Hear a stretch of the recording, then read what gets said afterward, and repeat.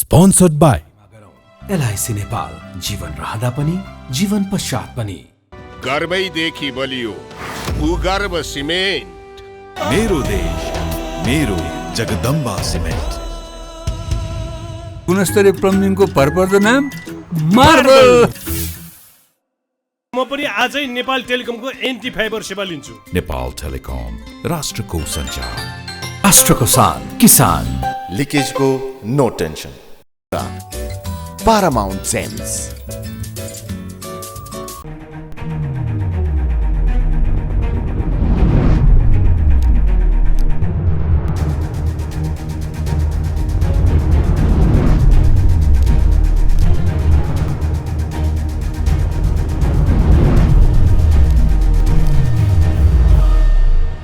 आज हामी एउटा नेपाली जनताले कहिल्यै बिर्सन नसक्ने घटना घट्यो 2 वर्ष अगाडि। तपाईँ सबैलाई थाहा छ, सेतीको कुरा गर्दाखेरि, रुकुम जिल्लाको कुरा गर्दाखेरि, त्यहाँको नवसमारको कुरा गर्दाखेरि नमराज विक लगायत 6 जनाको जसरी हत्या गरियो आज कुनै पनि नेपालीले बिर्सन सकेको छैन। तर दोषीहरूलाई जसरी कारवाही हुनु पर्थ्यो, त्यो प्रक्रिया अगाडि बढ्नु पर्थ्यो, किन अगाडि बढेन? के कारणले? कहाँ चुक्यो राज्य? किन पीडितलाई न्याय दिन हामीले सकेनौँ? हाम्रो देशमा पछिल्लो समय बलात्कार, हत्या भइरहेको छ, नारी हिंसा पनि भइरहेको छ र हाम्रो देशमा जातीय विभेद अझै पनि छ। किन?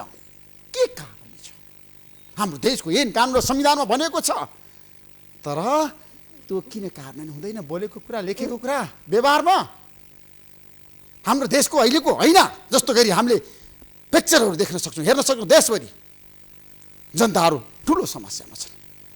त्यसैले आज हामी एउटा महत्त्वपूर्ण विषयमा छलफल गर्दैछौँ र 2 वर्ष अगाडि जुन किसिमको त्यहाँ हत्या भयो, धेरै नेपालीहरू रोए, धेरै नेपालीहरूको आँखामा आँसु आयो र धेरै पीडाहरू नेपाली जनताले सहेर भए पनि अब न्यायको लागि भने साथ दिनुपर्छ भनेर भने। आज 2 वर्षपछि उहाँको परिवारहरू यहाँ हाम्रो बिचमा हुनुहुन्छ, एउटा पीडा लिएर आइरहनु भएको छ। आज हामी उहाँहरूसँग विशेष संवाद गर्दैछौँ। यहाँहरू 7 जनालाई म कार्यक्रममा स्वागत गर्न चाहन्छु। 7 जनालाई धन्यवाद। पहिला तपाईँ आफ्नो कुरा राख्नुहोस्, नामसहित परिचय सहित।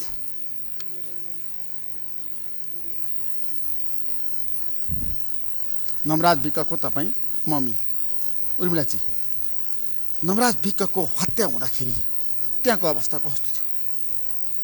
जुन किसिमको हत्या भयो होइन, नवसंहार भयो, त्यसपछि रुकुमवासी सबै रोए यो घटनाले होइन। धेरैको नेपालीको चाहिँ मनमा छ नि त्यतिखेर ठुलो किसिमको चाहिँ भावविभोर र आँसु सबैको आँखामा आयो।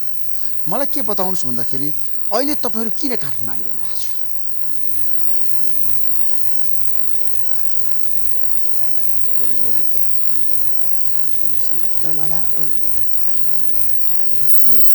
त्यस पछाडि अनि पोस्टमार्टम रिपोर्ट पनि अब जाजरकोटमाथि उहाँले भक्त बहादुर मल्लको छोरो भूपेन्द्र मल्लले मेरो लागि अब भइदिएको थियो, यो लास पनि उतै फर्काइदिने थिएँ, यहाँ राख्नै दिने थिएन भनेर भन्नुभयो। हामी रोइराखेका थियौँ, हामीले केही पनि आएको थिएन उहाँलाई। अब तपाईँहरू रोइरहनु भएको थियो होइन, अब तपाईँहरू आज न्याय माग्नको लागि काठमाडौँ आउनु भएको छ। अब के गर्नुपर्छ सरकारले? तपाईँहरूको भनाइ के हो? आज तपाईँले गृहमन्त्री बालकृष्ण खाँडलाई पनि भेट्नुभयो, के गर्दाखेरि तपाईँले न्याय पाउनुहुन्छ आज? हामी अब सबै पत्रकारहरू अनि मन्त्रीहरूसँग गइकन अब हामी अब त्यहाँ गइकन कुरो राखेपछि न्याय दिलाउनुहुन्छ कि भन्ने। 2 वर्ष भइगयो, यत्रोसम्म पनि अब छानबिन अझ सबैजना बाहिर निस्किएका छन्। प्रकाशी मल्ल अब उसको आमा बाहिरै छ, सुषमा मल्ल पनि बाहिरै छ। त्यही भएर अब न्याय माग्नको लागि आज न्याय माग्न आउनु भएको छ। अब तपाईँ न्याय माग्न काठमाडौँ आउनुभयो, आज तपाईँले गृहमन्त्रीलाई पनि भेट्नु, तपाईँको चाहिँ माग के हो भन्नुहोस् त, बताउनुहोस्। मेरो नाम गीता नेपाली, म टिकाराम नेपालीकी मम्मी हुँ। टिकाराम नेपालीकी मम्मी हुँ। अहिले 2 वर्ष समेत हाम्रो छोराहरूले केही न्याय पनि पाएनन्। अहिले हामी कहिले रुकुम गयौँ, कहिले काठमाडौँ गयौँ, कहिले हामी सुर्खेत अदालतमा गयौँ। हाम्रा छोराहरूले 2 वर्ष समेत न्याय पाएनन्। अहिले हामी रुनै मर्दै 2 महिनाको बच्चा ल्याएर हामी काठमाडौँ मन्त्रीलाई अनि वकिलहरूलाई सबैलाई भेटेर कहीँ न्याय पाइन्छ कि त्यो सुषमा मल्ल प्रकाशी मल्ललाई भित्र 1 लाख धरौटीमा सुषमा मल्ल प्रकाशी मल्ल छुट्यायो सानी बाल बच्चा पनि सुषमा छुट्यायो अहिले तिनीहरूलाई जसो जसो हुन्छ भित्र जेलभित्र हाल्ने र तिनी अपराधीलाई आजीवन कैद हाल्नको लागि कहीँ न्याय पाइन्छ कि भने अहिले रुनै मर्दै हामी काठमाडौँमा पुगिसक्यौँ। होइन तपाईँहरू काठमाडौँ हुन्छ होइन तपाईँले विभिन्न पक्षमा भेटिरहनु भएको छ तपाईँलाई न्याय मिल्ला जस्तो लाग्छ पाउनु होला? हजुरहरूसँग सबैसँग हामीले आएपछि सबैहरूले दिलाउनुहुन्छ कि हामीले रुना मर्दाखेरि हामीहरूलाई कसैले हामीलाई चिरदया मानिकन कहीँ न्याय पाइन्छ कि न्याय दिलाइदिनुहुन्छ कि भनेर अब हामी यहाँ समेत पुग्यौँ। पाउला भन्ने अझै समेत पनि हाम्रो आश तरास छ। तपाईँहरूलाई विश्वास छ न्याय सरकारले दिन्छ, अदालतले दिन्छ, सरकारले दिन्छ कि अदालतले दिन्छ कि भनेर हामी अहिले यहाँ समेत पुगेका छौँ। अब तपाईँ आफ्नो परिचयसहित भन्नुहोस् त तपाईँको चाहिँ काठमाडौँमा आइसकेपछिको जुन समस्या के छ र तपाईँको माग के छ र सरकारले के गर्नुपर्छ? नवराज विक लगायत 6 जनाको चाहिँ हत्यारालाई कस्तो किसिमको कारबाही गर्नुपर्छ तपाईँको माग के हो? नमस्ते, मेरो नाम लक्ष्मी सुनार हो, म लोकेन्द्र सुनारको मम्मी हो। अब हामी आउनको कारण के हो भन्दाखेरि उता पहिला रुकुममा गयौँ, 4 जना छुट्या रुकुमबाट। त्यस पछाडि फेरि उहाँ सर्वोच्च अदालतमा आयौँ, 2 जना बालबालिका बनेर सुषमा मल्ल र उसको भाइ छुट्यो। त्यस पछाडि फेरि यहाँ सर्वोच्च अदालत पनि पुग्यौँ हामी, त्यहाँबाट पनि अनि उसको 5 जना छुट्ने भयो। अलिअलि गर्दै छुटिराखेका छन् अपराधीमा कडाभन्दा कडा कारबाही किन भएन? हामी जस्ता गरिब दलितको अपराधीलाई कारबाही गराउनको लागि तपाईँहरू काठमाडौँ आउनु भएको छ। हजुर, कसलाई कारबाही गर्नुपर्छ? अब बाँकी को छन्? तिनी छुट्या 11 जना र तिनी 23 जना भित्र न तिनी आत्मिक कैदको कारावास होस्, हाम्रा छोराले पनि न्याय, आत्माले पनि शान्त पाओस्, हाम्रो पनि आमाहरूको आत्माले शान्त पाओस् भनेर यहाँसम्म आइपुग्यो। तपाईँहरूलाई विश्वास छ राज्यले तपाईँलाई न्याय देला? अब राज्यले अदालती प्रक्रिया गइसकेको छ, अदालततिर गएको कुरालाई अब सरकारले केही गर्नु मिल्दैन भन्न सक्छ नि त? अहिलेसम्मलाई अब त्यो देला भन्ने आश त खासै छैन पनि छैन। अब सबै हाम्रो पोस्टमार्टम रिपोर्ट चाहिँ बिग्रियो, पोस्टमार्टम रिपोर्ट यस्तो छ बिग्रियो। हाम्रा छोराछोरीको सबैको एउटै रिपोर्ट हो, यो पोस्टमार्टम रिपोर्ट बिग्रियो, मल्ल ठगुरी भएर पोस्टमार्टम रिपोर्ट बिग्रियो। मुचुल्का लेख्ने पनि मल्ल ठगुरी भएर हाम्रा छोराहरूको मुचुल्का पनि बिग्रियो, प्रमाण हाम्रो। अनि चोटपटक यस्तो छ भने पानीमा डुबी मर्या भने चाहिँ यो चोटपटक के भएर भयो पानीमा डुबी मर्या, आफै भेरीमा हाम फाल्यो भने चाहिँ यो कामाट आयो भेरीमा हाम फालेको, चोटपटक यस्तो हुँदैन काट्याको। तर कतिपयले के भनिरहेको छन् भेरीमा आफै हाम फाल्यो भनेर भनिरहेको छन् नि त, त्यसमा कति सत्यता छ? भेरीमा अब उतातिर विपक्ष मान्छेले त भेरीमा हाम फालेर मरेन भनेर के भन्नुहुन्छ? अपराध लुगाउनको लागि उन्न त जस्तो तस्तो अपराध लुगाउने र आफ्नो मान्छे नै होइन छैन भन्ने बनाउनु त छ। गीता नेपालजी, म सविता विक सन्जुको मम्मी हो। भन्नुहोस् त। हामी सर अब हामी काठमाडौँ कहिल्यै आएका पनि थिएनौँ। अब हाम्रो सरहरूले, वकिल साहबहरूले अनि हजुरहरूको कृपाले गर्दाखेरि हामी यहाँसम्म आइपुग्यौँ। अब त्यसैले यहीँ आएर अनि न्यायका लागि हामी हिँडिरहेका छौँ। हिजो गयौँ, अनि दसखत गयौँ, माइती मण्डलमा गयौँ। आज अब मन्त्रीसित भेट्न गयौँ। मन्त्रीलाई भेटिसकेपछि तपाईँलाई कस्तो लाग्यो? न्याय पाउँछ जस्तो लाग्यो? तपाईँले पाउँछ जस्तो लाग्छ। के कुरा भन्नुभयो? मन्त्रीले के भन्नुभयो तपाईँहरूलाई? तपाईँहरूले कुरा हामी राख्छौँ भनेर हामी राम्रो कुरा गर्नुभयो। मन्त्रीले आज राम्रो कुरा गर्नुभयो? हजुर, राम्रो कुरा गर्नु। अब हजुरसित भेट भयो, अब त्यही पनि अब न्याय पाइन्छ कि भनेर न्यायका न्याय पाउनु कुरामा तपाईँ विश्वस्त हुनुहुन्छ? हजुर, विश्वास छौँ। अब प्रकाशित मल्ललाई, इन्द्र मल्ललाई, यो इन्द्र मल्ल भन्ने सर यो हाम्रो जाजरपुरको 4 नम्बरको हो। त्यो 4 नम्बरको हाम्रा बच्चा जो दिन दसखत त्या दिन हिँड्दाखेरि त्यसै घरबा चाउचाउ बिस्कुट लिएर गएछन् सर। अनि यहाँ पुगा भनेर उसले खबर गरिराख्यो सोतीमाथि इन्द्र मल्लले अहिले यहाँ पुगिराखेका छन् भनिकन कुराकानी गरेको त्यही ऊ छ। त्यहाँ बाद तुलबहादुर मल्ल केहीले आँसी बन्चरो लिएर गएको त्यो सफाइमा म गएको थिइनँ। त्यो दिन त म त मर्या ठर पानी उ गर्न गएको थिएँ, भात खुवाउनका लागि गएको थिएँ भनेर ऊ पनि सफाइमा निक्लेछ। हाम्रो सब नास्ट बस्छ सर। यसरी यिनी मेरो छोराले कहिल्यै पनि सर यो घाँटीमा ऊ बान्दैन्थ्यो, यो घाँटीमा बाँधेर मारेका छन्, 2टा हात भाँचिएका छन्। यो बासको घाउ छ मेरो छोराको, यहाँ आँसीको छ, यहाँ खुकुरी परार भएछ, यो अन्डाकोष पनि फुटालेर मेरो छोरालाई जघन्य हत्या गरेर। यस्तो त मार्न पाइँदैन त सर। के मान्छे मार्ने हुन्छ र बिहा गर्न गएपछि? मान्छे मार्ने त कहीँ पनि हुँदैन त। यो मान्छे छ जुन मार्न लागि त्यो सोतीको ठाउँमा मात्र मारेका छन्, अन्त कहीँ मारेका छैन सर। हामीलाई पीडा भन्ने कुरा त्यही छ। हामी त मर्या बच्चा मरेबाट 2 वर्ष भयो। 2 वर्ष कसरी बिताउनु भयो तपाईँहरूले? रोएर बिताएका छन्। रात रोएका छौँ, दिन रोएका छौँ। मेरो बाबुले, मेरो नाति छ सर, अहिले 17 गते मेरो नाति 6 वर्ष पुग्छ। मेरो बाबालाई हजुरआमा मेरो बाबालाई खोजिदिनु न, फोन गराइदिनु कस्तो हुन्छ भनेर पीडा नै छ सर। रोइराखेको छ। म नातिका लागि एक दिनको 10 पटक रुन्छु। बाबाको कुरा उठाइरहन्छ त्यो नातिले। मैले घर बन्द गरेर आएको सर। मेरो घरमा कोही पनि छैन, छोरी टाढै छ, छोरो पनि टाढै छ, एउटा छोरो छ एउटा छोरी छ। त्यही छोराको बिहा गरेर उ गर्दाखेरि बुहारी पनि गई। अब बिना लोग्ने कसरी बस्छु भनेर ऊ 2 वर्ष भयो गई सर। मेरो घर निसेलो भएछ। अहिले मैले म नेपाल काठमाडौँ जान लागेको छु। हामीलाई वकिल साहबहरूले बोलाउनु पर्छ। हामी वकिल साहबहरूले अब यतासम्म नल्याइदिए भएपछि हामी कसरी आउँथ्यौँ सर? हामीहरूको कोही पनि छैन। मेरो श्रीमान यहीँबाटै अपरेसन गरेर यही हस्पिटलमा मैले 4 महिनासम्मलाई बसालेर लिएँ सर। त्यस्तो बिरामी हुनुहुन्छ, कहीँ पनि जान सक्नुहुन्न। त्यस्तो बिमारी हुँदाखेरि म जहाँ पनि अब हामी आमाहरू बस्छौँ सर। हामीले बिहा खोज्दै यतिसम्म ल्याएका छौँ। जसरी यस्तो गरेर नदीबाट हाम्रा बच्चालाई ल्याएछन् सर, हामीले ल्याएका छौँ। मेरो छोरो 6 दिन पछाडि भेटिया हो। त्यस्तै गरी काराकाटबाट तिनीहरूलाई ल्याएपछि हाम्रा आत्माले पनि शान्त पाओस् र उसको हाम्रा छोराहरूको आत्माले पनि शान्त पाओस्। भोलि मेरो बाबु ठुलो हुँदै जाला, मेरो बाबालाई कसले मारे कसो गर्यो भनेर खोजिरहेको छ। हामीले कसलाई ल्याइदिने? त्यसैले सर पछि तिनीहरू मेरो बाबु ठुलो हुन्जेलसम्म लागि पनि तिनीहरू काराकाटमा हुन्न, यसरी ननिक्लिउन् भनिकन। नमस्ते, मेरो नाम राधिका बुढा मगर, गणेश बुढाको आमा। मेरो छोरा 2टा मात्रै हुन् सर, 2टा मात्रै हुन्। 2टा छोरालाई झारकोटमा ल्याएर पढाइ लेखाइ गरौँला, ठुलो मान्छे बनाउला, हामी जस्तो दुःख नपाउनु भनेर झारकोटमा पढाउनु ल्याएँ सर। झारकोटमा अब ठुला भए, अब केही व्यवसाय गरी खान जागिरी खान नसके पनि भनेर आशाले ऊ भए थियो सर।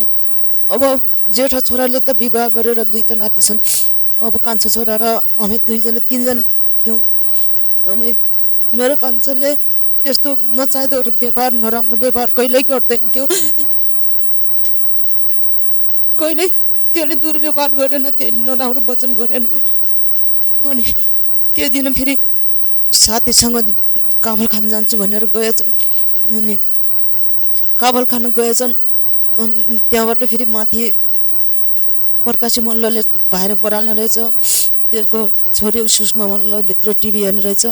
अनि त्यसपछि गएछन् यिनीहरू काफल खान। उतै सुषमा मल्लले बोलाएको छ त भनेर गएछन्। त्यहाँबाट अनि आइगयो यिनी डुमहरू।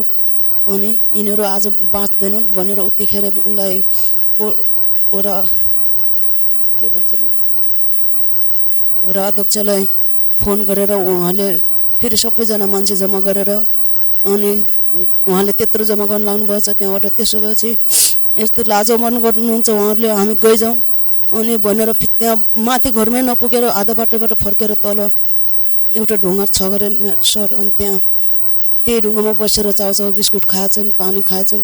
पानी खाउँ भने ओतेर आएछन्। एकजना बुढा मान्छे थियो गरे, तिनीहरूले बस अब तिनीहरूलाई पनि थाहा रहेछ त्यो यिनीहरूलाई आज मार्छन् भनेर। अनि बस पानी खाऊ, चिसो पानी खाऊ, अनि चिया खाऊ बाबु, अनि छायामा र एकछिन छायामा बस शीतल मार भनेर उहाँले भन्नुभयो गरे। अनि उहाँले त्यो भन्दाखेरि नै हामी गइजान्छौँ भनेर तलतिर आएको थियो गरे।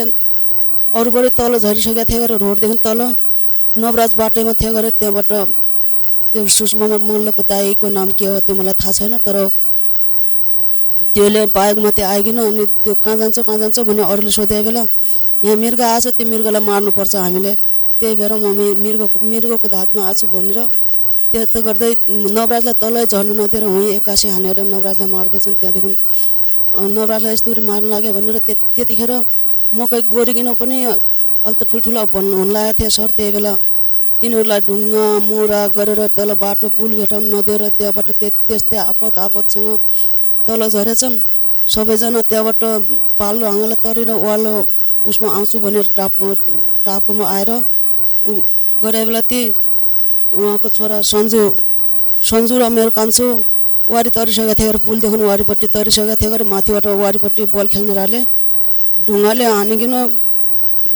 दुइटैले तल फेरि भेरीमा फालेको अरे। त्यहाँबाट फेरि लत्तार्दै ल्याइकन पारे पुलको पाल्लो छेउ उसमा बर पिपल छन्, त्यही माथि एउटालाई पिपलमा बाँधे गरे सर, एउटालाई बरमा बाँधे गरे। त्यहाँबाट बिलेटले उनीहरूको जिउमा च्यात्दै नुन खोर्सानी हाल्दै गरे। अनि हामीलाई नमार, हामीले केही बिरा छैनौँ, हामी त्यो बाटोमा हिँडेको मात्रै दोष भयो, हामी तपाईँको घरमा त्यस्तो केही गर्न गएको छैनौँ भनेर भनेको अरे। अनि त्यति भन्दै एकजना महिला यताबाट उता जानु रहेछ गरेर त्यस्तरी मार्न देखिकन नमार भन्न सुनिकन अनि किन मार्छौ, छोडिदेऊ यिनीहरूलाई, कहाँ गएको बचाउनु भनेर भनेको बेला चुप्ला तँलाई पनि मारेर यिनीहरूसँग मिसाइदिउँला भनेर गरे। डर मानेर त्यो महिला कता गइगएछ। अनि त्यस्तै गर्दै तरपाएर मारे सर। तिनीहरूले मार्ने थिए, एकैचोटको कुकुरो छातीमा धाँसी मारिदिएको भए पनि अलि ठिकै हुन्थ्यो, बन्दुकले हानी मारिदियो पनि हुन्थ्यो। अनि तिनीहरूले एक दिन हात बाँध्ने अर्को दिन खुट्टा बाँध्ने गर्दै नवराज बितेको 3 दिनको मेरो छोरालाई फाल्दैछन्। अनि म त मेरो छोरा कतै घुम्न गयो होला, उहाँ दिजुलाई जान्छु र सम्झाउँछु किन के भयो कस्तो भयो भनेर माथि उहाँको घरमा गएको थिएँ। मलाई फोन आयो तल फेरा बजार भेटिएछ। अनि 3 भयो छोरा हाम्रो घरका गएको थिएँ, अनि अरू पनि गएको थिएँ गरे। अनि त्यसो बाबुले फोन गर्यो, जेठो छोराले फोन गर्यो मलाई, मम्मी भाइ भेटियो क्या। अनि भने मैले खुसीले यदि साँच्चै भन्दा हाने पनि त्यसलाई नहाने पनि नभएलाई मारेको देखेर तिनीहरू कहीँ गाउँमा लुक्या होला, कहीँ खोला कन्तरमा लुक्या होला, कहीँ जङ्गलमा लुक्या होला। मेरो बाबु भने यताबाट आउँछ कि उताबाट आउँछ कि भन्दै प्रत्येक दिन खाना गराउँदै उसको भाग राख्दै आफूले खाँदै काममा जाँदै गरेछ। पछि एक्कासी फोन आयो। अनि मैले भने ठुलो बाबुलाई, बाबु भाइलाई चोट लाग्यो होला, उसको घाउ दुख्छ होला, राम्रोसँग सिराना तेरो काखमा सिराना गरी ल्यायो भनेर मम्मी भाइ छैनन्, अब यो दुनियाँमा भाइ रहेनन् भन्यो बाबुले। अनि त्यही के भयो मलाई थाहा छैन, मैले मेरो बाबुलाई देख्न पनि सकिनँ। त्यही भएर जानु त अब देश विदेशबाट कहाँबाट सबैजना जानुभयो। त्यतिखेर नरुनुहोस्, तपाईँको छोरा हामी होइन र हामी पनि त तपाईँको छोरा हो भन्नुभयो। उहाँहरूले सबले सान्त्वना दिनुभयो। अनि त्यसपछि कसैले केही चाल गर्नु भएन, सब कता बिलाउँदै जानुभयो। त्यही भएर हामी आमापट्टि ठाउँ हिँड्दै रुँदै वहाँ गए न्याय पाइन्छ कि वहाँ गए न्याय पाइन्छ कि भन्दै गयो सर। कहीँबाट पनि न्याय नपाउने भयो। तपाईँ न्यायको लागि काठमाडौँ आउनु भएको छ होइन? तपाईँलाई न्याय दिलाउने र तपाईँहरूलाई छ नि जुन किसिमको समस्या परेको छ नि त्यसको चाहिँ सम्बोधन गर्नको लागि, तपाईँहरूको मागलाई पुरा गराउनको लागि, तपाईँलाई र खास गरी न्याय दिलाउनलाई हामी एकदम तयार छौँ। हामीले भनेका छौँ होइन, हामी सबैलाई भन्न चाहन्छौँ, राज्यका सबै निकायहरूलाई, प्रधानमन्त्रीज्यूलाई, गृहमन्त्रीज्यूलाई, कानुन मन्त्रीज्यूलाई, त्यही भएर प्रधान न्यायाधीशलाई न्यायपालिकाका चाहिँ न्यायमूर्तिहरूलाई पनि हामी भन्न चाहन्छौँ तपाईँहरूलाई न्याय दिनुपर्छ र दोषीलाई कारबाही हुनुपर्छ। त्यही भएर सर तपाईँसँग आएपछि हजुरले उहाँहरूलाई गृहमन्त्री के भन्छन् म जान्दिनँ सर, उहाँहरूले तपाईँहरूले भनिदिनु होला, हाम्रो कुरा उहाँहरूसँग लगिदिनु होला, हामीलाई उहाँ पुर्याउनु होला, अनि हामी केही कुरा राखौँला, उहाँहरूले हामीलाई न्याय दिलाउनु सक्नुहुन्थ्यो कि हाम्रो छोराहरूको आत्माले शान्ति पाउला, अनि हामीले पनि ढुक्क रहला कि हाम्रो छोरालाई हाम्रो छोराको हत्यारालाई दण्ड कराभन्दा करा सजाय मिलेपछि अलिक हाम्रो मन पनि शान्त हुन्थ्यो कि भनेर सर हामी उहाँबाट खाइ नखाइ कस्तो गरी यहाँ काठमाडौँमा आइपुग्यौँ सर।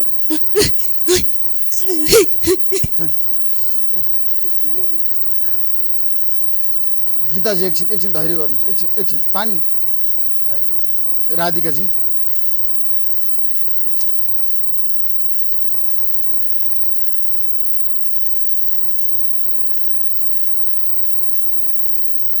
त्रिलोकचन्द विश्वासजी, अब तपाईँ बताउनुहोस् त, तपाईँहरू काठमाडौँ हुनुहुन्छ, के एजेन्डा लिएर आउनुभयो र उहाँहरूलाई न्याय दिलाउन सकिन्छ, के लाग्छ तपाईँलाई? हजुर धन्यवाद सर। अब यो यहाँले जुन चाहिँ यहाँको टाइम टिभीबाट यो अन्यायमा परेका पीडित परिवारहरू हुनुहुन्छ उहाँलाई गम्भीरता देखेर हजुरले चाहिँ यहाँसम्म पुर्याइदिनु भएको छ। यो विश्वभरि यहाँले न्यायका पक्षधरहरूसम्म यो आवाज पुर्याइदिनु भएको छ र वास्तवमा अब न्याय दिने भन्ने चाहिँ निकाय भनेको सरकार हो, राज्य पक्ष हो र न्यायालय हो र न्यायालयले पनि यो गम्भीरतालाई बुझेर एउटा नजिर स्थापित गर्नुपर्छ। विश्वमा दक्षिण अफ्रिकाको सार्कभिले पछि घटेको यो जुन घटना छ यो नरसंहार छ, यो विश्वकै दोस्रो नम्बरमा आउँछ। यो अति जातीय विभेदबाट र एउटा बालकहरू जो 17 वर्षका 18 वर्षका 19 वर्षका 6 जना बालकहरूको हत्या भयो। नवराज लगायत गणेश बुढा मगर, गोविन्द शाही, सञ्जीव विक, लोकेन्द्र सुनार, यो टिकाराम नेपाली 6 जना बालकहरूको जसरी एउटा गाउँै उल्टिएर यो सोच्न पनि नसकिने, कल्पना गर्न पनि नसकिने र यो अति आततायी र क्रूरतापूर्वक गरिएको यो जघन्य जुन अपराध छ यसलाई कुनै पनि शब्दले हामी कुनै पनि संसारका कुनै पनि मानवले यो सोच्न कल्पना गर्न नसक्ने यो अन्याय अत्याचार र यो जुन नरसंहार घट्यो यो अति नै हैन। अन्याय अत्याचार नरसंहार त भयो हैन, दोषीलाई कारबाही गराउनलाई चाहिँ अब कसले कहाँबाट के गर्नु र यसलाई चाहिँ समस्या कहाँ छ? यो हामीले संयुक्त दलित सङ्घर्ष समितिले निरन्तर रूपमा जुन 10 गते जेठ 77 साल जेठ 10 गते यो घटना घट्यो, हामी तुरुन्तै यसको छानबिनको लागि यसको चाहिँ वास्तविक सत्य तथ्य घटनाको पत्ता लगाउन उहाँहरू पीडितका परिवारहरूलाई प्रत्यक्ष गएर भेटेर जुन त्यति बेला लकडाउन थियो, कोरोनाको महामारी थियो र त्यति बेलै नै बर्खा लागिराखेको थियो र बाढी पहिरोहरू चाहिँ चलिरहेको अवस्थामा पनि हामी 19 गते काठमाडौँबाट त्यहाँ पुग्यौँ। 20, 21, 22 गते हामीले रुकुम, चौरझारी, सोतीमा पुग्यौँ। जाजरकोटका प्रत्येक सरकारसँग चाहिँ कुरा गऱ्यौँ, चौरझारीका सरकारवालासँग कुरा गऱ्यौँ, प्रहरी त्यहाँका चाहिँ स्थानीयसँग र त्यसपछि रुकुम पश्चिमका चाहिँ सिडिओ साहबहरू, डिएससी साहबदेखि लगायत हामी त्यहाँ चाहिँ सम्पूर्ण सरकारवालासँग कुरा गऱ्यौँ र घटनाको विषयवस्तु के देखिन्थ्यो भने त्यहाँ वास्तवमा चाहिँ नियोजित तरिकाले जुन किसिमको चाहिँ वैशाख 77 साल अहिले तपाईहरु जसरी काठमाडौँ हुन्छ नि के एजेन्डा लिएर आउनु भएको थाहा र अहिलेको चाहिँ मुख्य हामीले उहाँहरूको चाहिँ पक्षमा हामीले लिएको एजेन्डा भनेको उहाँहरूलाई पूर्ण न्याय मिल्नुपर्छ। त्यो न्याय भनेको उहाँको चाहिँ न्याय मिलेको छैन। न्याय अदालतमा यो विचाराधीन छ, प्रोसेस अगाडि बढेको छ, प्रक्रिया छ, तर पनि ढिलो भइरहेको छ। के हुन्छ भने कानुनमा ढिलो न्याय दिनु भनेको न्याय नदिनु जत्तिकै हो। आज 2 वर्ष हुँदासम्म पनि अझै पुरै न्यायालयबाट निर्णय हुन पर्यो भने तपाईहरुको माग साँचीहरुको बगपत्र अझै पुरा भएको छैन। 5 जना डाक्टरमध्ये 2 जना डाक्टरको बयान भएको छ, 3 जना डाक्टर अझै गएका छैनन्। साँचीहरु पनि डराएर उनीहरुलाई प्रलोभन धाक धम्कीले साँचीहरु जाने वातावरण छैन। यी कुराहरुको लागि हामी आवाज उठाइरहेका छौं र यो सम्बन्धित निकायले नेतालाई भेट्दै हुनुहुन्छ हैन, गृहमन्त्रीलाई भेट्नुभयो, प्रधानमन्त्रीलाई भेट्ने तपाईहरुको चाहना छ, अर्थमन्त्री जनार्दन शर्मालाई पनि भेट्दै हुनुहुन्छ। तपाईहरुको चाहिँ खास माग के हो? क्या यो खास माग चाहिँ अब यो साँचीहरुले निर्भीक ढङ्गले चाहिँ गएर बकपत्र गरिदिने वातावरण सरकारले दिनु पर्यो।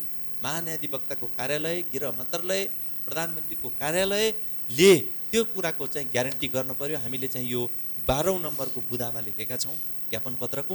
र पहिलो नम्बर बुदामा यो 6 जनाको जसरी एउटा यो सामाजिक रूपान्तरणका शहीदहरू हुन्, जुन विश्वमा एउटा पहिलो घटना हो नेपालको, त्यसकारण उनीहरूको सम्झनाका लागि र यो सामाजिक रूपान्तरणको परिवर्तन, जातीय विभेद र यो जुन नरसंहार छ यसको अन्त्यका लागि सरकारले चाहिँ त्यो गैरी जिउला भन्ने सोतीको गैरी जिउलामा त्यहाँ चाहिँ एउटा पार्क बनाइदिनुपर्छ र त्यहाँ चाहिँ सबैको शालिग राखिदिनुपर्छ यो शहीदहरूको।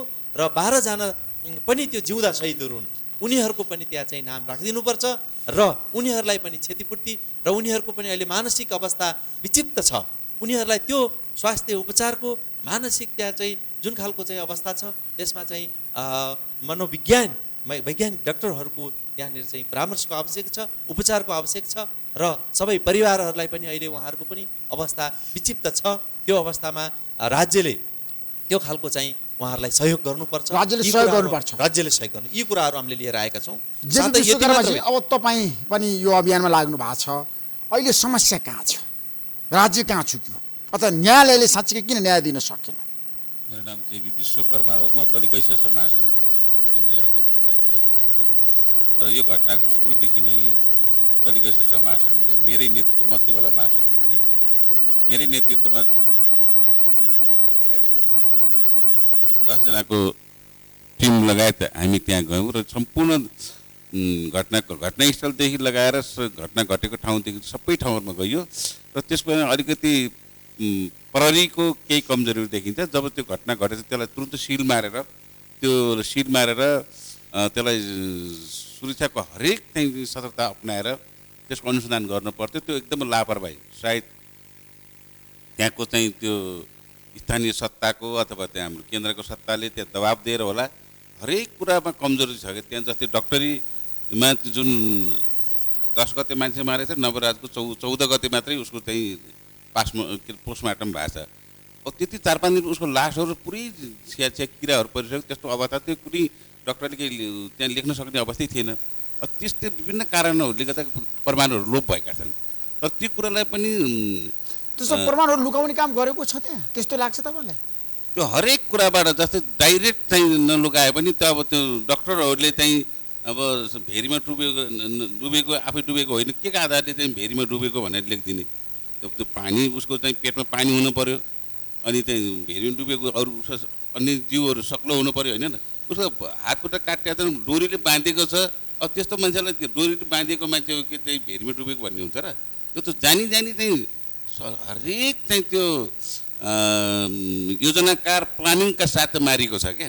त्यसले गर्दा त्यस्तो प्लानिङका साथ मारेको हुनाले हामीले राज्यमा बसेका न्यायिक मूर्तिहरूले जो यो केस अदालतमा गइसकेको छ, विभिन्न प्रहरीले जे जति दिएको छ प्रमाण, त्योभन्दा पनि अझ माथि राज्यले जुन घटना घटेको थियो त्यो अन्तर्राष्ट्रिय बेइज्जत चाहिँ भइरहेको छ। राज्य अब संवेदनशील बन्नुपर्छ भन्ने तपाईँहरूको माग हो होइन? एकदमै संवेदनशील बन्नुपर्छ, राज्यले तत्काल एउटा निर्णय गर्नु पर्यो।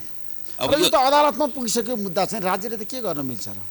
राज्यले मन्त्रीपरिषदले निर्णय गरेर पुनः त्यसलाई फेरि चाहिँ तल्लो लेभलबाट फेरि छानबिन गरेर अनुसन्धान गरेर यसलाई दह्रो तरिकाले स्वविवेक तरिकाले घटना भएकै हो, यो अन्याय भएकै हो, यत्रो त्यसमा फेरि चाहिँ राज्यले सुरुबाटै छानबिन गर्नुपर्छ भन्ने तपाईँहरूको माग?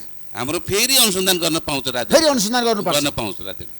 र जो दोषी छ नि, जस्तै सुषमा मल्ललाई त्यत्रो घटना घटाएपछि ऊ चाहिँ हिरासतबाटै उसलाई चाहिँ अदालतले छोडिदियो, ऊ त मेन दोषी त सुषमा मल्ल हुन् नि त।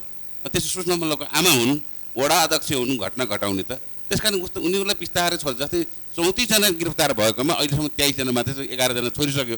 अझै पनि सबैलाई छोड्दै गएर दोषी त सिधै उम्किन्छ भन्ने डर थियो। यत्रो नरसंहार भएको छ, देश विदेश अन्तर्राष्ट्रियकरण भइसकेको छ।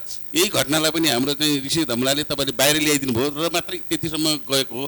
र त अहिले बाहिर नल्याइदिएको भए अहिले यो घटना यति चर्चित हुने थिएन। एकदमै गामगुम भएर यो चाहिँ मरिसक्यो, अब यो चाहिँ केही पनि नउठाऊ भन्ने तरिकाले यत्रो अन्य अपराधलाई लुगाएर राज्यको नै बेइज्जत। त्यसकारण अन्तर्राष्ट्रिय छवि जोगाउन राज्यले यसलाई पुनः अनुसन्धान गर्नुपर्छ र यसलाई विशेष खालको निर्णय गर्नुपर्छ र न्यायमूर्तिले अदालतमा बस्ने न्यायाधीशहरूले पनि यसलाई चाहिँ स्वविवेकका साथ ती चाहिँ अपराधीहरूलाई कारवाही गर्नुपर्छ, आजीवन कारावास हुनुपर्छ। उनीहरूको आत्माले शान्ति आज पाउने यहाँ परिवारहरू हुन्छ होइन, परिवारजनहरूलाई हामी धेरै सम्मान गर्नुपर्छ। उहाँहरूको पीडा छ, आँखामा आँसु छ, धेरै दुःख कष्ट उहाँहरूले बेहोर्नु भएको छ 2 वर्षमा होइन। हामी सबै नेपालीको छ नि मन छ नि, रुन्छ क्या यो घटनाले गर्दाखेरि। मलाई के बताउनुहोस् भन्दा जेबीजी, अहिले तपाईँहरू जसरी 2 वर्षपछि काठमाडौँ आइरहनु भएको छ नि, काठमाडौँ आउनुपर्ने कारण 1 2 3 भन्नुहोस् त के? अब हामी त उहाँहरू चाहिँ अब होइन उहाँहरू आउनुभयो, तर तपाईँहरूले जुन किसिमको एउटा टिम बनाएर उहाँहरूलाई ल्याउनु पर्ने कारण के? कारण त अहिलेसम्म राज्यले उहाँलाई न्याय दिलाएकै छैन। एक छारी एक बिस्तारै मान्छेहरू छोड्दै गएको छ। अब 2 वर्षपछि त 2 वर्ष भइसक्यो, 3 वर्षसम्म त सबै 34 जनै अब भएको 23 जना पनि छुट्छ। त्यसमा उहाँहरू चाहिँ को जुन नरसंहार भएको छ, नरसंहार गर्ने अपराधीहरू त त्यसै नै छुट्ने भयो र यो अपराधहरू अझै बढ्ने भयो दलितहरूमाथि। हामी के छौँ यो छुवाछुतको केही कारणले भएको। छुवाछुत त हाम्रो देशमा छ नि, अन्त्य भइसक्यो भने राज्यले घोषणा गरिसक्यो। राज्यले घोषणा गरेको बाद यसरी चाहिँ 6 जना ऐन कानुन र संविधानमै उल्लेख भइसकेको छ नि। संविधानमा उल्लेख भएर के गर्ने, व्यवहारमा त अहिले पनि त्यस्तै छ। तपाईँको त्यो के अरे एउटै देशमा फरक फरक जिल्लामा भनौँ न, त्यति निर्मला पन्त मर्दाखेरि अब त्यत्रो राज्यका सबैहरू चाहिँ एकदमै तरिकाले त्यसलाई चाहिँ स्पेसल गर्ने। छिमेकी जिल्ला धनगढीमा चाहिँ माया विकललाई केही केसमा मारिदियो, उसको बारेमा त्यति बोलिएन। जातीय हिसाब पनि यति। बझाङमा सम्झना विकासलाई मारियो, उसको बारेमा राज्य धेरै बोलेन। र बाहिर पनि अरू पब्लिक पनि त्यसरी बोलेन। र चाहिँ रूपन्देहीको देवदहमा चाहिँ अङ्गिरा पासीलाई मारियो। अनि जातीय घटनाहरू घटिरहेछन् र त्यसको बारेमा राज्यले वास्तवमा यो केही पनि होइन भनिरहेछ क्या। यो अलिकति सिरियस तरिकाले भनौँ अथवा चाहिँ त्यसमा हाम्रो देशमा अझै पनि जातीय विभेद छ, जस्ताको अन्त्य भएको छैन। व्यवहारमा कसैले पनि त्यसलाई कानुन गरेका छैन, उतारेको छैन, गरेकै छैन। यो भाषण मात्र हो। त्यसमा भाषण मात्रै हो। नेताहरूले गएर अब चाहिँ अहिले पनि प्रधानमन्त्रीहरूले कहीँ राज्य जाँदा पशुपतिमा पहिला नगएर गर्नुहुन्न।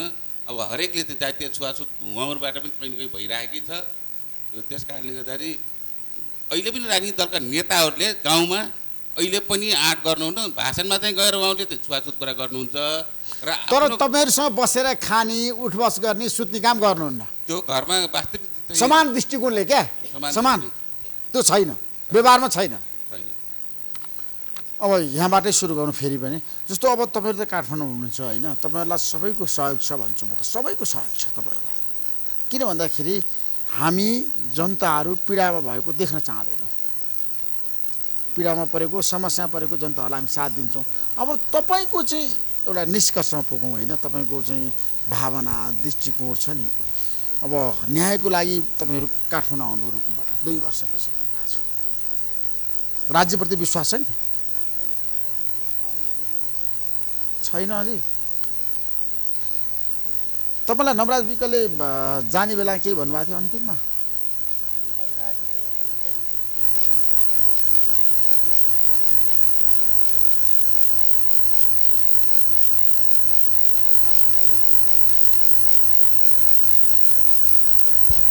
नवराजको जसरी हत्या भयो 6 जनाको भन्छु होइन, नवराज लगायत, यो हत्याको पछाडि त अब को छन् भन्ने कुरा त बाहिर आइसक्यो नि, सबैलाई थाहा छ नि होइन।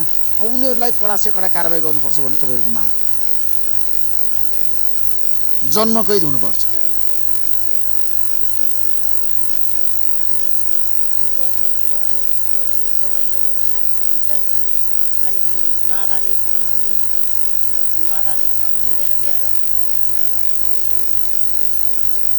त्यही भएर अब त्यस्तो गरिकन अहिले त्यहीको भाइ पनि लक्ष्मण मल्ल बिना जनाइदिन्थ्यो। सबलाई थाहा छ त्यति बेला फेरि छोरी नपर्ने, जात नपर्ने। अहिले अब बिहा गरौँ भन्दाखेरि सर अब जात पर्ने एउटाले गर्दाखेरि अब त्यता चाहिँ अब त्यो एउटा स्ट्यान्ड गराइदिनु मारेर अनि हामी त अब कहाँ गइदिनु भेटौँ। विवाहकै कारणले गर्दा उहाँको चाहिँ हत्या भयो।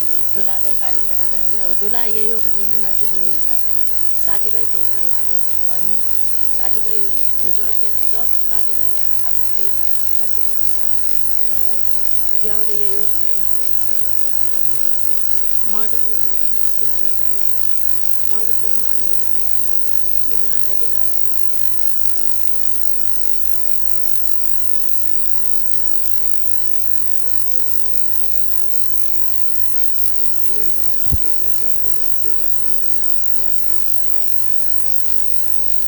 रुना आँसु पनि सकिसके है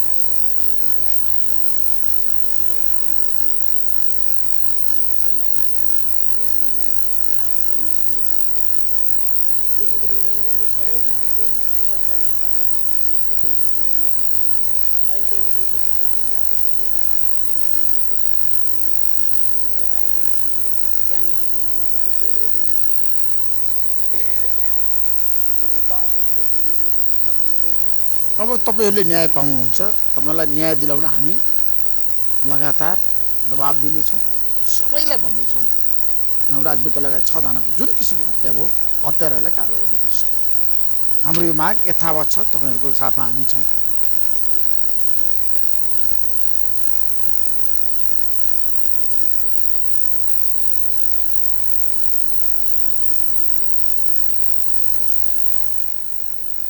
गृहमन्त्रीसँग कुरा गर्दाखेरि तपाईँ ढुक्क भएर निस्किनु भयो होइन तपाईँले चाहिँ न्याय पाउँछ जस्तो लागेको छैन मनमा आज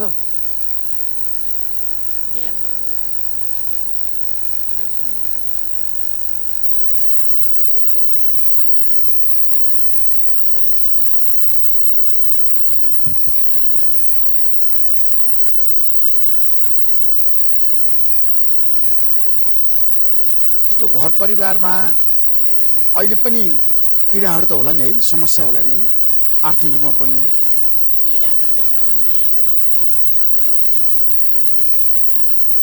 गरायौँ लेखायौँ 20 वर्ष गरायौँ अनि एउटा छोरा एउटा छोरी सुखी परिवार थियो अनि श्रीमानले मजदुरी गरिदिनु मजदुरी गरेपछि खाना पाइने नत्र खाना नपाउने जग्गा दिने पनि नै अनि अहिले त्यसको छोरा बनाइकन त्यो छोरा गुमायौँ अनि पीडा त अब हामीलाई सहायता दिने पाल्ने कोही पनि छैन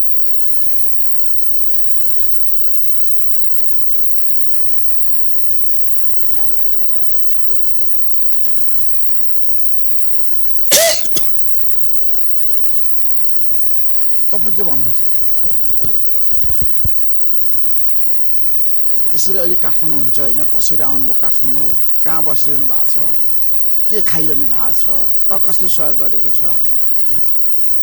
वकिल साहब हुनुहुन्छ हाम्रो पहिला पनि वकिल साहबले हामीले ठाउँ ठाउँ घुमाउनु भयो सबै ठाउँ ज्ञापन पत्र बुझाउनु भयो त्यो ज्ञापन पत्र पनि हामीले सबै ठाउँ बुझायौँ त्यो हाम्रो पहिला आएन आफ्नै गाडीमा आफ्नो घर माया मारेर सबै माया मारेर पहिल्यैदेखिबाट सुरुदेखि हाम्रो वकिल साहब हामीसित लागिराख्नु भएको छ अहिलेसम्मलाई उहाँले यहाँसम्म नपुर्याएको हामी यहाँसम्म आउनु पनि कुनै हामीलाई थाहा थिएन त्यति थिएन काठमाडौँ भन्ने कहाँ हो हजुरहरू भेट्ने भन्ने कहाँ हो मन्त्रीहरू भेट्ने ठाउँ कहाँ हो हामीलाई थाहा थिएन हाम्रो वकिल साहबले सबै ठाउँ आफ्नै गाडीमा आफ्नै खर्च गरेर हामीले सबै ठाउँमा धेरै उ गर्नुभएको छ हाम्रो लागि हाम्रो वकिल साहबले पहिलापटक पनि हामीले खाना खायौँ त्यही बसिया होटलमा त्यही अनि आउने जाने भाडा सबै उतै सरहरूले गरिदिनु भयो पछि खानासाना खाएको पैसा सबै तिरेर भाडा आउने जाने पनि बेहोर्नु भयो अहिलेलाई पनि सरले उहाँहरूसँग छैन भनेर आफ्नै उहिले पनि ल बस्नुहोस् भनेर उतैतिर बसाल्नु भएको छ हाम्रा वकिल साहबले धेरै सहयोग गर्नुभएको छ सबैजनाले अनि सबैजनाले सहयोग गरेका छन् होइन अब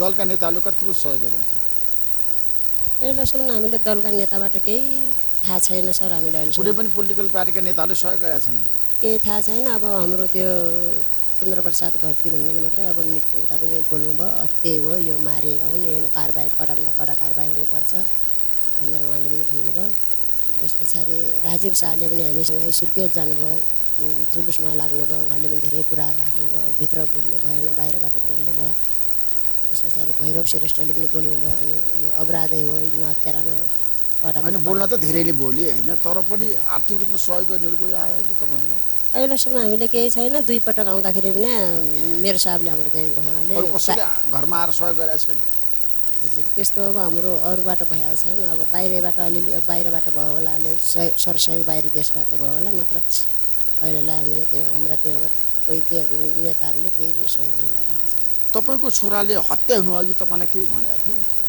मेरो छोरो केही भनेन सर। मेरो छोरो सुर्खेत बस्थ्यो, सुनचाँदी पसलको काम सिक्थ्यो। कान्छो छोरो हो यो।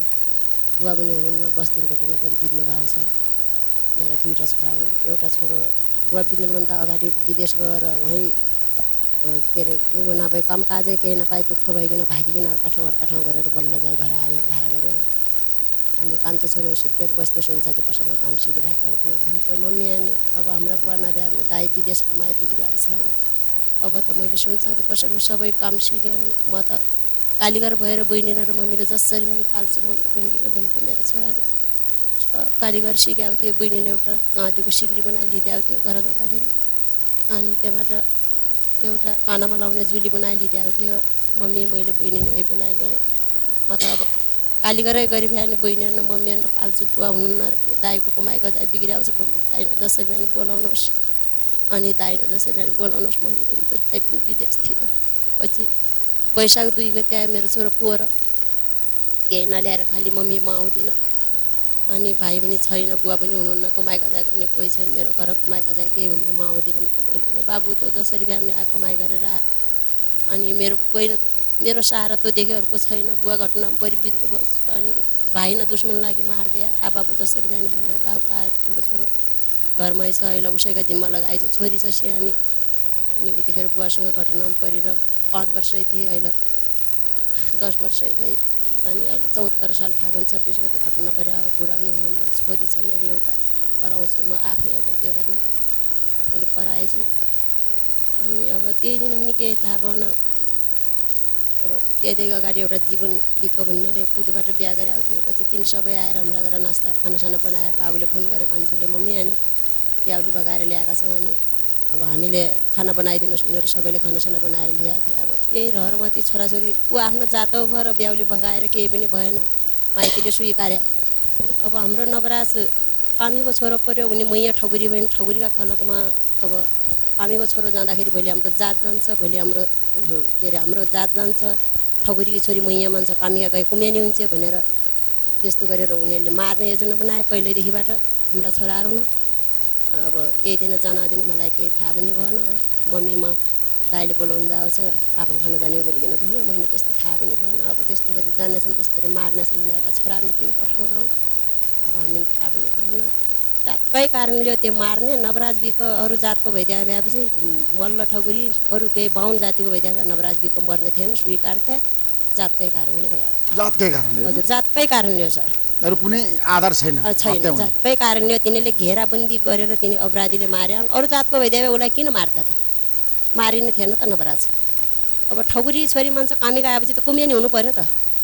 मैया मान्छ ठगुरी दुल्सा मान्छ त कामीका आए कुम्यानी हुनु पर्यो। नवराज बिक दलित भएकै कारणले गर्दाखेरि हत्या भयो। कारणले हाम्रा नवराज बिक छ हाम्रा 6 जना छोराहरू मारिए।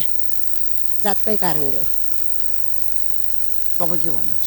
एउटा निष्कर्षमा तपाईँको के गर्दाखेरि न्याय पाउन सकिन्छ र तपाईँलाई चाहिँ छोराले के भन्नुभएको थियो? मकै गोरिकन सर गोर्दाखेरि तिनी जस्ता तस्तो त्यो पहिला थियो त्यस्तै बनाएर गरेछन् सर। अब बाबु तिनीहरू जाँदाखेरि के भनेछन् भने आज त्यो डुमालाई मारिदिन्छु, आज मारेरै छालेर फाल्यो हो र अध्यक्षजी। तपाईँले 3 गाडी ल्याउनु, मान्छे बोलाएर ल्याउनु भन्दाखेरि 3 गाडी मान्छे आएर यो त्यति मान्छेले त हाम्रा बच्चालाई 6 जनालाई मार्दैन थियो सर। भेरौँ त भए त हिमाता पनि त गएको थियो त हाम्रा केटाहरू। उसलाई पनि चोल लाग्थ्यो। हाम्रो बच्चा त मात्र मर्दैन थियो त सर। त्यसैले जातकै कारणले गर्दाखेरि यस्तो भएको छ। तिनीलाई सधैँभरि त्यहीँमा आदि जीवन तिनीहरूलाई कारबार हुनु पर्यो। त्यहाँ 5 जना पनि सर ऊ छन् बाहिर निक्लिया। तिनी बाहिर निक्लेका मान्छेहरूलाई पनि कारबाही हुनु पर्यो भने तपाईँको माग। अदालतले रिहा गरेको हो नि त, कसरी उनीहरूलाई कारबाही गर्नु? अदालतमा नि सर सब पैसा चलखल पर्याउँछ। पैसाको चलखेल भएको छ? हजुर अदालतमा? अदालतमा नि सुर्खेत अदालतमा ती पैसा लिएर त्यो वीरबहादुर सिंह गइराखेको थियो। पैसा गाडी लिएर तपाईँले देख्नुभयो? हजुर अब पैसाको झोला भनेर हल्ला गरिराखेको थियो सर। पैसा त हुँदो गाउँमा हल्ला भयो, पैसाकै झोला हो? हजुर गाउँमा हल्ला भयो, पैसाकै झोला। उसको रेकर्ड पनि छ सर। अब के भनिया छन् भनेपछि उहिले यहाँ हाम्रो घर उतातिर के नाम हुन्छ यहाँ तपाईँहरू आउनुहोस्, कसैलाई 1 लाख दिनेलाई 2 लाख, 2 लाख दिनेलाई 3 लाख, मा दिएर छोड्छु तपाईँहरूले 10 गते दिन तपाईँहरू उहाँ ऊ नगरेर नेपाल पुग्नुपर्छ भनेर वीरबहादुर सिंहले रेकर्ड पनि छ सर हाम्रो रेकर्डै छ रेकर्डै छ त्यो रेकर्डले गर्दाखेरि तिनी हामीहरूका उनीहरू तर्पिराखेका छन् तर्पिराखेका छ धेरै पीडा छ है हजुर तर्पिने त अब मरणसम्म तर्पिने बनाइसके दुश्मनहरूले अब त्यही भएर कस्तरी हुन्छ के गरी हुन्छ हाम्रो बाबुको आत्माले शान्ति पाउने गरेर हामीलाई निसाब मिलिदिएको भए अनि हामीले पनि अलि शान्त हुन्थ्यो होला कमसेकम हामीले हाम्रो छोरालाई बचाउन नसके पनि उनको आत्मालाई शान्ति दिनको लागि निसाब पाइन्छ कि भनेर हामी यहाँसम्म आइपुग्यौँ सर अनि त्यही भएर हजुरसँग आएपछि हजुरले कराभन्दा करा उहाँहरूलाई सबैलाई सुनाएर सजाय दिन गर्नु उहाँले सजाय दिन सक्नुहुन्थ्यो कि उहाँ प्रधानमन्त्रीले त्यही भएर म भन्न पनि जान्दैन सर म त्यस्तो अब नेताहरूको नाउँ पनि जान्दैन अनि त्यही भएर तपाईँ काठमाडौँ पहिलोपटक आउनुभएको हो हजुर म काठमाडौँ पहिलोपटक आएँ सर मलाई फेरि यस्तो नयाँ मान्छेसँग बोल्न यताउता बोल्ने झिक्ने हाँस्ने मलाई त्यस्तो केही जान्दैन म के भन्नुपर्छ कस्तो भन्नुपर्छ अहिले छोराको हत्या भएको कारणले बाध्यताले भएर म सर अब हजुरसँग रिक्वेस्ट गरेर हजुरले हामीलाई माथि उहाँसँग जनादर समाजसँग पुर्याउन सक्नुभयो भने चाहिँ हामी उहाँसँग यति भन्ने हो कि आफू त काठमाडौँमा बसिरहनु भएको छ हाम्रो छोराहरूलाई खोलानो हाम फालेर मरे आफै भन्ने आफै दोहोरो भिरान्त भयो भनेर यहाँबाट किन त्यस्तो भन्नुभयो अनि उहाँले कसरी देख्नुभयो र त्यस्तो भन्नुभयो अनि आफैले आफ्नो जनता जनादर शर्मा उहाँ मन्त्री बनेको त हामी यो सबैको मन्त्री हुनु हो एउटा पारी रुकुमकोटेको मान्छे मात्र होइन रुकुमको मान्छेले मात्रै बनाएको र उहाँ मन्त्री बन्नुभएको होइन हामी सबै जनता मिलेर उहाँलाई मन्त्री बनायौँ अहिले एक आफ्नो तर्फ मान्छेलाई मात्रै तिनी सबै दोषहरू लुकाउनु खोज्ने अनि हामीहरूलाई फेरि छुट्याउनु खोज्ने त्यस्तो गरेर कस्तो के कतामैको न्याय गर्नुहुन्छ उहाँले त्यही यही प्रश्न सोध्नको लागि हामीले उहाँलाई भेट्न होइन भोलि तपाईँले अर्थमन्त्रीलाई भेट्दै हुनुहुन्छ होइन अर्थमन्त्रीसँग पनि अन्तर्क्रिया गर्नुहोस् कुराकानी गर्नुहोस् होइन हजुर अब न्याय दिलाउनु पर्छ पीडितलाई होइन हजुर हामी उहाँसँग प्रतिबद्ध छौँ तपाईँ ढुक्क हुनुहोस् हजुर त्यही उहाँसँग गएर हामीले यो प्रश्न गर्छौँ अब उहाँले के दिनुहुन्छ जवाब तिमीहरू यस्तै तर्पी मर्नुपर्छ तिमीहरू दलित गरिबहरूले तिमीले न्याय सबै पाउँदैनौ दलितहरूलाई अझै पनि समस्या छ त सर अनि हामीहरू छुवाछुतको व्यवहार हुन्छ त्यहाँ हुन्छ तर हामीहरू त त्यस्तो त्यो हामीहरू बस्ने त्यो जारकोट राणा गाउँमा त त्यस्तो छैन सर बाँकी अब अन्त गाउँतिर यस्तो गाउँघरतिर यस्तै छ छुवाछुतको ऊ गर्छन् भेदभाव गर्छन् अनि त्यही भएर अब गरिब गुर्बालाई र दलित जातिलाई तिमीहरूलाई निसाबै पाइँदैन तिमीहरू त यस्तै झिँगा पिउसा मरे जस्तै गरी मर्नुपर्छ भनेर कि त्यो भन्ने जवाब दिनु होला के भनेर नै तिमीहरूलाई निसाब दिलाएर छोड्छु मैले त्यस्तो भनेको होइन अनि त्यत्तिकै मान्छेले जुझाउन पत्ता गरेका हुन् भनेर उहाँले के हामीलाई के जवाब दिनुहुन्छ त्यही भएर उहाँसँग यही रिक्वेस्ट गर्नको लागि हामी उहाँदेखि यहाँ पुग्यौँ sir thank you so much तपाईँलाई धेरै धेरै धन्यवाद आफ्नो कुरा राख्नु वकिल साहब अब हामी एउटा निष्कर्षमा पुगौँ हजुर यो मुद्दाको छ नि जसरी उठान भयो होइन मैले सुरुदेखि नै तपाईँहरूलाई भनेको थिएँ हामी न्याय तपाईँहरूलाई दिलाउँछौँ होइन यो घटना भएकै भोलिपल्ट मैले बहस गरेको थिएँ रिपोर्टर्स क्लबमा तपाईँहरू सबै आएर आफ्नो कुरा राख्नु भएको थियो र त्यतिखेर मैले प्राइम टेलिभिजनको जनता जान्न चाहन्छन् कार्यक्रम धेरै पटक बहस गरेँ होइन धेरै ठाउँमा गएर मैले बोलेँ आज पनि म तपाईँहरूलाई छ नि साक्षी राखेर भन्न चाहन्छु हामी न्याय दिलाउँछौँ धन्यवाद है त्यसै अब हामी छ नि कसरी जाँदाखेरि उहाँले न्याय पाउनुहुन्छ त अब यो पीडित परिवारले क्या हामी सबैको अहिले चाहना भनेको पीडित परिवारको माग सम्बोधन होस् हो हामीले दुईटा दृष्टिकोणबाट हेर्नुपर्ने हुन्छ एउटा त अहिले तत्कालै जुन रुकुम सोतीको नरसंहार भयो र जाजरकोटका 6 जना बालकको हत्या भयो साथै 12 जना पनि घाइते छन् 18 जनाको न्याय कसरी हुन्छ भने सरकारले तत्कालै उहाँहरूको अवस्था घरको अवस्था किनभने ती चाहिँ युवाहरू थिए तिनले केही कमाएर बाबुआमाहरूलाई हेर्न सक्ने र भोलि गएर चाहिँ केही आर्थिक उपार्जन गरेर एउटा परिवारलाई पाल्न सक्ने सुखको जिन्दगी बिताउने सपना बोकेका थिए परिवारले त्यो सपना बोक्नु भएको थियो उहाँको उहाँको पीडामा देशको लागि छ नि काम गर्ने भविष्यमा होइन सम्भावना युवाहरू थिए, कर्णधार हुन्, कर्णधार कर्णधार थिए, तिनीहरू गुमाइएको छ। त्यसका लागि त्यो सरकारले त्यस्ता कर्णधार गुमाएकोमा सरकारले प्रायश्चित गर्नुपर्छ र सरकारले तुरुन्तै उहाँहरूको परिवारलाई पहिला त यो अरूलाई जस्तो 10 लाख राहत दिएर उहाँलाई पुग्ने होइन, कम्ती भनेको उहाँहरूलाई चाहिँ एउटा उहाँहरूले शहीद घोषणा गर्यो होइन सरकारले शहीद घोषणा त गरेन सरकारले खास शहीद घोषणा गरेको छैन शहीद अहिलेसम्म हामीले त्यो माग गरेका छौँ। हाम्रो माग हो, हाम्रो शहीद घोषणा सामाजिक रूपान्तरणको शहीद घोषणा हाम्रो माग हो र त्यो 10 लाखले त्यो एउटा चाहिँ दुर्घटनामा परेका व्यक्तिलाई दिएको जस्तरी दिन हुँदैन। यो एउटा न्यायोचित ढङ्गबाट उहाँहरूको सम्मान हुने सम्मानजनक ढङ्गबाट उहाँहरूलाई कमसेकम जीविकोपार्जन हुने खालको चाहिँ एउटा उहाँहरूले भन्नुभयो अहिले भर्खरै उहाँ कुन अर्को जिल्लाबाट जाजरकोट आएर बस्नु भएको छ, छोराछोरीले कमाएर केही गर्लान् भनेर त्यो सपना बोकेर हो त्यसको लागि आज उहाँहरू दर्दनाक स्थिति छ। त्यो सरकारले त्यो हेरिदिनु पर्यो। सरकारले कमसेकम उहाँहरूलाई जग्गा घर आवास साथमा उहाँहरूलाई चाहिँ एउटा कमसेकम 25 लाखभन्दा बढी दिनुपर्छ भन्ने हामीले माग राखेका छौँ। प्रधानमन्त्रीज्यू समक्ष राखेका छौँ। त्यतिले मात्र प्रधानमन्त्रीज्यूको गृहमन्त्रीज्यू मार्फत उहाँले चाहिँ एउटा सकारात्मक सन्देश दिनुभयो। आज गृहमन्त्री सकारात्मक सन्देश दिनुभयो। गृहमन्त्रीज्यूले सकारात्मक प्रधानमन्त्रीज्यूकै सन्देश समेत जोडेर उहाँले भन्नुभयो उहाँको भाइ बितेको हुनाले उहाँले चाहिँ त्यो हिसाबबाट चाहिँ डाइरेक्ट भेट्न सक्नु भएन, उहाँलाई त्यो समस्या भयो। तर उहाँले के सन्देश दिनुभएको छ भने हामीले यो रुकुम छोतीका जो नरसंहारमा परेका पीडित परिवारलाई हामीले उचित सम्मान गर्छौँ र उचित सम्बोधन गर्छौँ भन्ने उहाँ गृहमन्त्रीज्यू मार्फत भनाइ छ। र अर्को कुरा चाहिँ जुन साँचीहरूलाई चाहिँ अहिले ढुक्कले चाहिँ साँचीको बयान गर्न नसक्ने अवस्था छ, त्यो छुटेका साँचीहरूलाई चाहिँ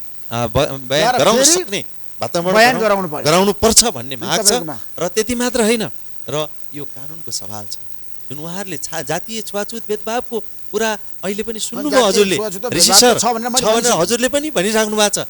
त्यसको के हो त निराकरण भन्दा किन यो कारणले नरसंहार भयो भने अब त्यो कानुनलाई कडा कानुन बनाउनु पर्छ। यो सामान्य हुँदैन। अब जातीय छुवाछुत भेदभावलाई 3 वर्ष कैद र 3000 जरिवानाले पुग्दैन। अब सर्वस्व सहित जन्म कैदको व्यवस्था कानुनमा संशोधन हुनुपर्छ। त्यस्तो कानुन चाहिन्छ। र त्यति मात्र होइन, अब यी शहीदहरूको लागि यदि साँच्चीकै परिवारलाई गर्ने भने परिवारलाई राज्यले जस्तो राज्यका निजामती सेवामा हुनसक्छ, अन्य चाहिँ रोजगारको अवसरहरू पनि दिनुपर्छ भन्ने हाम्रो तपाईँको माग हो। Thank you so much Vishwakarmaji. अब जाँदा एउटा निष्कर्ष पुग्यो, किनभने हामी समाचारमा जाने बेला भयो। अब के गर्दाखेरि छ नि न्याय दिने क्या हामीले? हामीले अब जुन शहीदहरूको आमाहरू आउनु भएको छ उहाँहरूले आँसु छोड्नुभयो। सायद यो विश्वमा अथवा नेपालभरिको नेपालीले हेर्नु भएको पनि होला। न्यायमूर्ति जुन अदालतको न्याय गर्ने चाहिँ अदालतका चाहिँ न्यायाधीशहरूले पनि सायद हेर्नु होला, प्रधानमन्त्रीले गृहमन्त्रीले। र अब यसलाई राज्यले चाह्यो भने यो चाहिँ सरकारवादी मुद्दा हो क्या, खास गरी ज्यानमा सरकारवादी मुद्दा हो। त्यस कारण राज्यले पुनः छानबिन गर्न पाउँछ। प्रधानमन्त्रीको उसले मन्त्रीपछि निर्णय गरेर फेरि यसलाई मानवीयता कार्यालयले सरकारी वकिलहरूले कोही चाहिँ 10 वर्ष 20 वर्ष 50 वर्ष मुद्दा भएकाले उसका चाहिँ उसले चाहिँ चालचलन राम्रो भएको भने मन्त्रीपछि निर्णय गरेर निकाल्छ। कतिपय कुराहरू चाहिँ तपाईँको चाहिँ नराम्रो घटना भएकालाई बढीभन्दा बढी कारवाही गर्न सक्ने काम पनि यसले गर्नुपर्छ। किनभने यो विशेष खालको घटना हो, नरसंहार हो। त्यसले गर्दा पुनः चाहिँ महाधिवक्ताले सरकारवादी मुद्दालाई यसलाई चाहिँ अदालतमा उसलाई न्यायाधीशहरूलाई पनि कन्भिन्स गर्ने र मन्त्री परिषदले पनि निर्णय गरेर यसलाई कन्भिन्स गरेर यसलाई चाहिँ कडाभन्दा कडा फेरि चाहिँ ऐन बनाएर यसलाई केही संशोधन गरेर महाधिवक्ताको कार्यालय सुरुबाटै यसलाई छानबिन गर्न सक्छ। छानबिन गर्न सक्छ त्यो सम्भावना छ। र यहाँ टेलिभिजन हेरिनुभएका सम्पूर्णलाई यो 6 जनाले भनौँ न्याय पायो भने साथै जातीय छुवाछुत जस्तो यस्तो जघन्य अपराध गरेर आउँदा पुस्ताहरूले कसैले पनि गर्न आँट गर्ने छैन। यस्तो किसिमको घटना कहिल्यै पनि दोहोरिने छैन, नदोहोरियोस्। हाम्रो एउटा सङ्कल्प आजको सन्देश भनेको त्यही हो होइन? तपाईँ के भन्नुहुन्छ? अब जस्तै उनीहरूलाई आजीवन कारावास त हामीले माग गर्छौँ, हामीलाई त्यो पनि अहिले मिलेको छैन। उनीहरूलाई आजीवन कारावास भए पनि सर उनीहरूको झन् परिवार जानन्, भेटघाट गर्नन्, उनको चेहरा देख्नन्, उनको बोली सुन्नन्। अनि दसैँ तिहार आउँदा मिठो निको मिठो लगेर खुवाउनन्। हामी हाम्रा छोराहरूलाई हामी कुन दुनियाँ गएर देखाउँ, कुन दुनियाँ गएर उनको बोली वचन सुनौँ सर। अनि त्यही भएर जसरी हुन्छ जे गरी हुन्छ उहाँहरूले हाम्रो छोराहरूको लागि न्याय निसाब दिनु पर्यो। हुनु त हामी मरन्जेसम्म, जुन दिन हामी मर्दैनौँ तबसम्म हाम्रो कोक रित्तो भयो, काखै रित्तो भयो, हाम्रो बाँच्ने त साह्रै छैन। हामी मरन्जेसम्म रुनै पर्छ सर। केही पनि तिनी दुश्मन लडा छोराहरू त तिनीहरूका परिवार जानन्, आजीवन कारावास भए पनि तिनीहरूलाई त्यहीबाट तानेर फाल्दा पनि उनको जान परिवार आफन्तहरू जानन्। हामी हाम्रो बच्चाहरूलाई खोजेर कहाँ जाने सर। यिनी कुरा जस्तै भए पनि भनिदिनु होला सर। हुन्छ, म भन्नेछु, सबैलाई भन्नेछु, सरकारलाई भन्नेछु, प्रधानमन्त्री, गृहमन्त्री, सबैलाई कानुन मन्त्रीलाई भन्नेछु। तपाईँहरू ढुक्क हुनुहोस्, हामी एउटा निष्कर्षमा पुगौँ होइन। हजुर, आज एउटा महत्त्वपूर्ण एजेन्डा यो जातीय विभेदको बारेमा हामीले छलफल गऱ्यौँ होइन। हाम्रो समाजमा कति पीडा छ, दुःख छ, समस्या छ होइन। हामीले ऐन कानुन संविधान बनाउँछौँ तर व्यवहारमा अहिले पनि उतार्न सकेका छैन, कसरी कानुन गरेका छैन होइन। समाज कुन अवस्थामा छ भन्ने कुरा आज हामीले सोच्यौँ भने र आज हामीले जुन किसिमको एउटा न्यायको एउटा सङ्कल्प पनि गरेका छौँ।